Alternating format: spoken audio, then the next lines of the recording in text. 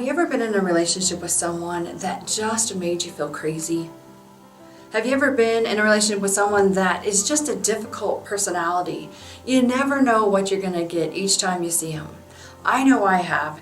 And the challenge with these people is that you want to believe that acting normal, being in reality, should have the same response in the other person, and yet it doesn't.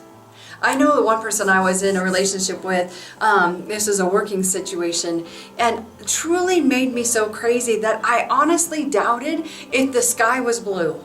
He could say the sky was pink, and I would doubt it. That, yeah, you're right, I think it might be pink. Have you ever had that? So I want to give you just a couple of tips here.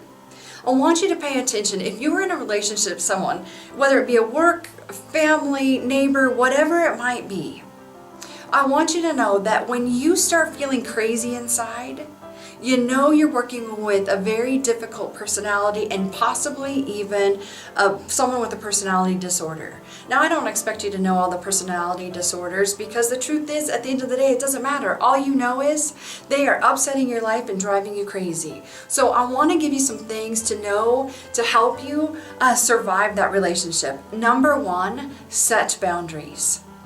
Set boundaries that work for you. It's not okay to talk to me that way, or being able to limit the amount of time that you deal with that person.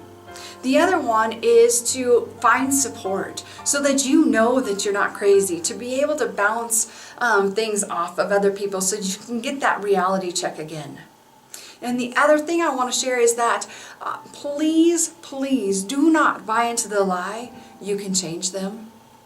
You might have gotten a really good response at one time, and now you don't get that same response, and you keep trying to figure out what is that person wanting or expecting from me. And so really being able to focus on, I'm going to be true to me and do what I know is right for me, and not base whether I did what was right or wrong based on their reaction, because that's what keeps you in constant turmoil.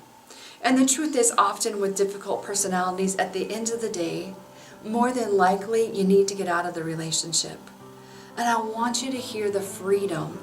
I want you to hear the permission. That's okay to do. Because there's one thing I have found in all of the years of working with clients is that you cannot buy your sanity back. Your sanity is precious. And being able to live in a place of peace. And I know the part that's confusing is I just don't get it because our relationship wasn't always like this. They used to love me, or we used to get along so great, and now I just don't understand. And you know what? You're right. It doesn't make sense.